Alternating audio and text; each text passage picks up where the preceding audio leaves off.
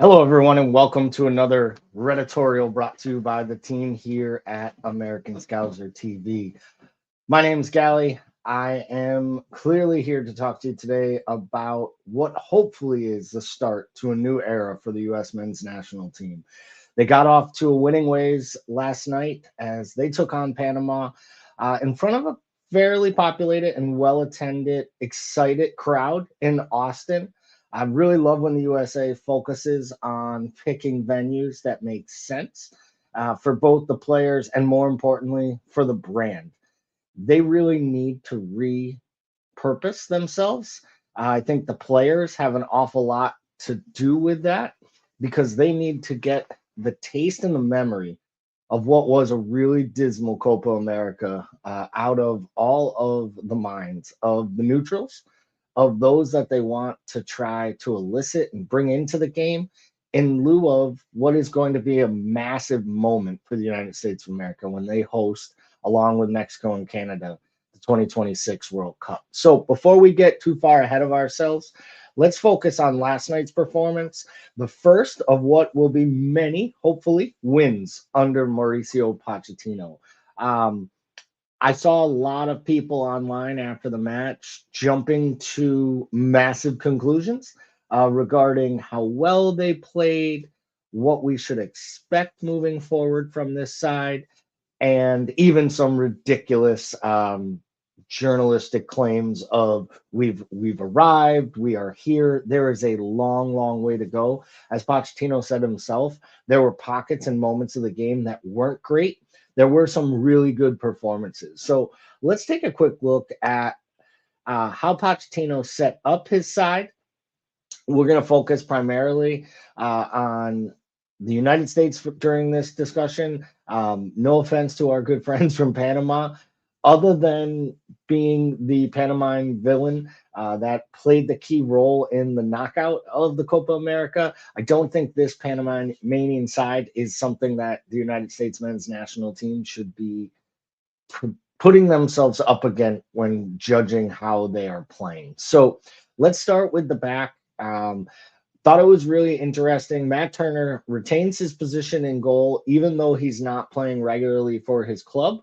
It will be interesting to see how Pochettino handles this moving forward if Turner is not able to secure himself a move somewhere and start getting first team football. I really hope he stays in England and fights for an opportunity again, whether that means going to the championship or potentially moving to a club in the Premier League at the lower end where he might be able to compete for the number one jersey.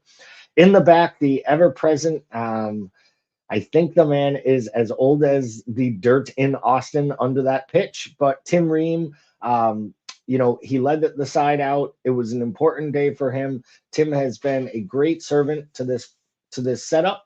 I have always argued there needs to be a day where Tim Ream is no longer required to start. And for that to happen, the United States men's national team needs to start really producing more center back quality. Unfortunately, the ones that have gone off to Europe haven't fared that well. I do think Chris Richards would have been starting in this back three had he been fit. And I also think there's a shout for John Brooks to get another look with the U.S. men's national team. John Brooks was the best defender during the Klinsmann era, in my opinion, and he fell out at some point along the way with Greg Berhalter and just felt like there was no way back for him. There happened to be ways back for other players. Gio Reyna. We've seen other players go in and out of Berhalter's setup, but for whatever reason, either John Brooks wasn't deemed good enough or his criticism of the manager couldn't be overlooked. One more reason I think that they made the right decision in hiring Pochettino, but more importantly, it was the tactical awareness of what Pochettino did last night that I thought was really important. And I think you can see it more evident in the player here in Yunus Musa. Musa has had a rough run of it so far this year. I think going into this international break, he had only played, I think it's 160, 170 total minutes of football for AC Milan at the club level. So he did not have a lot of confidence. More importantly, what Pochettino mentioned was that He went back and he individually watched match films and tape on every single player that is in his selection. So he went back and actually watched Musa at Arsenal in the youth academy. He also watched him at times at Valencia. And what he noticed was that most of his joy came when he was in a wider position and attacking. So ultimately, instead of playing Musa in that tucked in position, behind one of his strikers or in one of his central midfield positions, he decided to go with a back three, and then allowing Musa to basically and Robinson to play as wingbacks, but in a very Pochettino style. He pushed those wingbacks very far forward, and they were both two of the most creative forces on the pitch.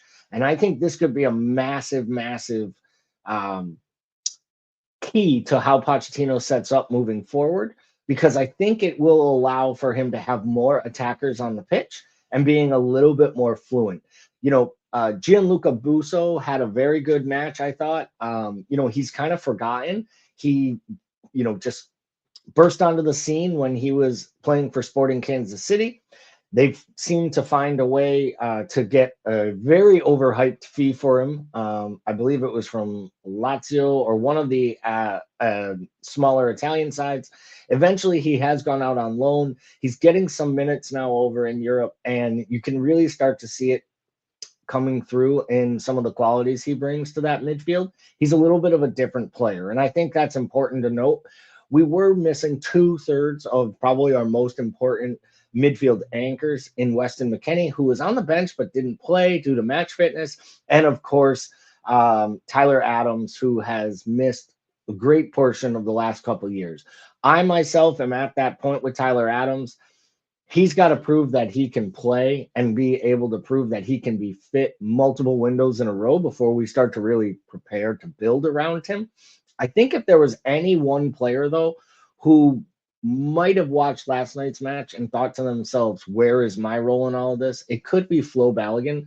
A lot was hyped up and heralded about Flo when he decided to change his allegiances to the United States and join the U.S. men's national team setup, leaving the England setup.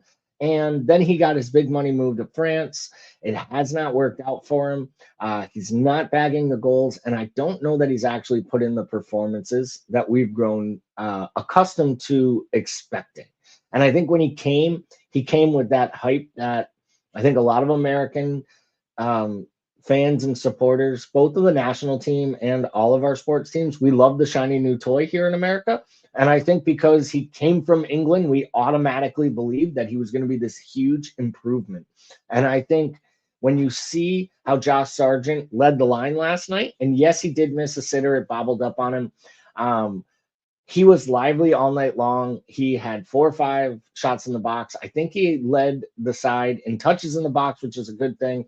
He was also extremely good in the build-up play with Pulisic at times and with Brandon Aronson. And that, to me, Brandon Aronson was probably the highlight of last night, because you see what this United States men's national team side is missing when they don't have Aronson on the pitch.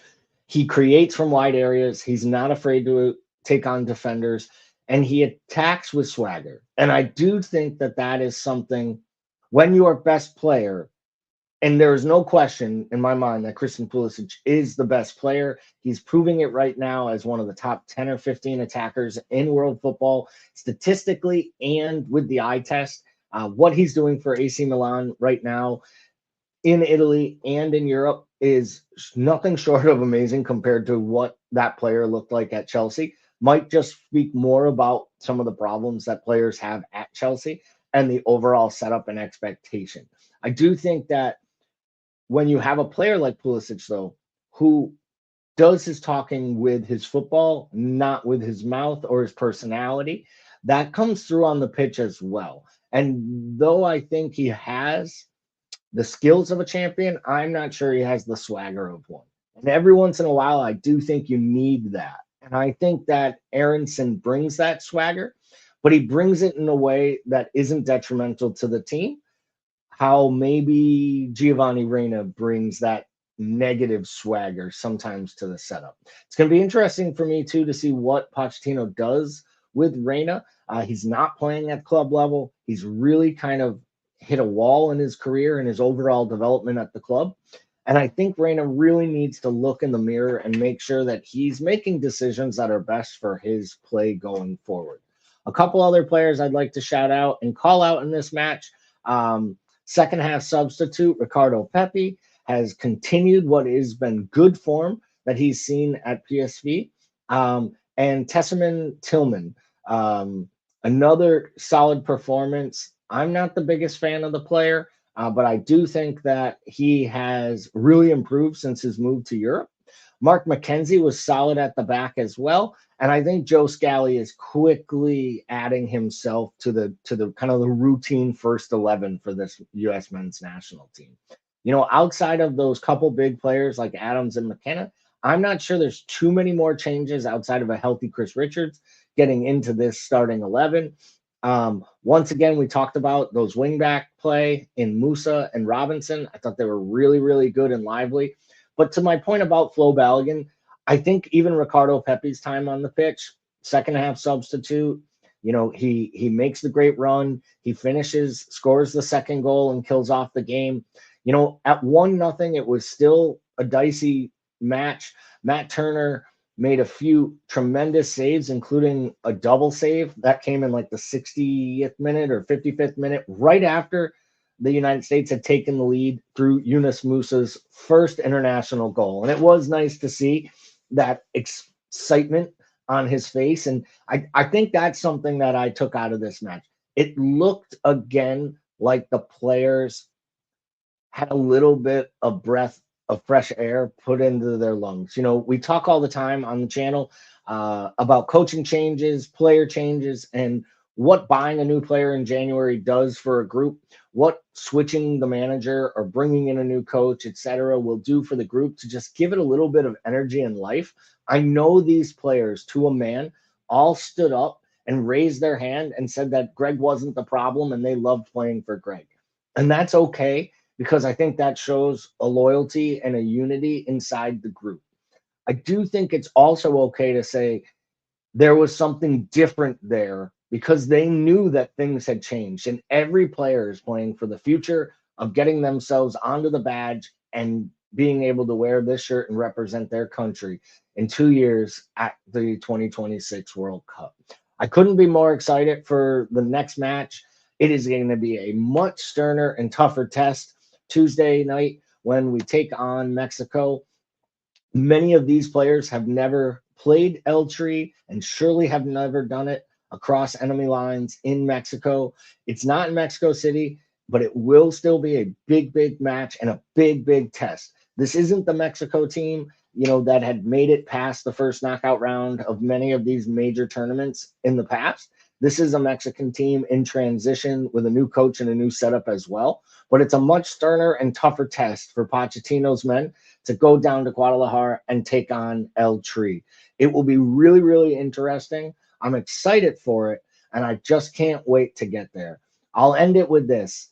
For all those U.S. men's national team supporters out there and the members of all the different supporters groups that root for the United States men's national team across the country, be excited for your win last night. Realize there is a long, long way to go before this team is competing at the level that they want to compete. But as I always say to people, if you're not taking the moment in and you're not actually experiencing and being excited about what Mauricio Pochettino brings to this setup, then you are missing the entire point. This isn't a morning to wake up and complain. I'm not going to sit here and focus on a lot of the things that weren't great, including some of the second half substitutes and kind of looking like they kind of lost the plot a little bit as the match went on.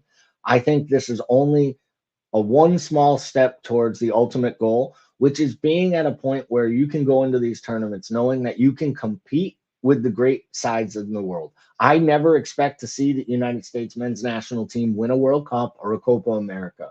But no longer can we go lose to minnows or lose to Canada on home soil because we look disinterested and uninspired. Last night, the crowd, the manager, the players looked inspired, and that inspired me. All right, please, if you enjoyed this video, smash the like button, give it a subscription, share the content with others. Up the U.S. men's national team. Here we go, Pochettino. Let's keep it going. And for all of us here at American Scouser TV, thank you very much for watching. We hope you have a great week, and we will be back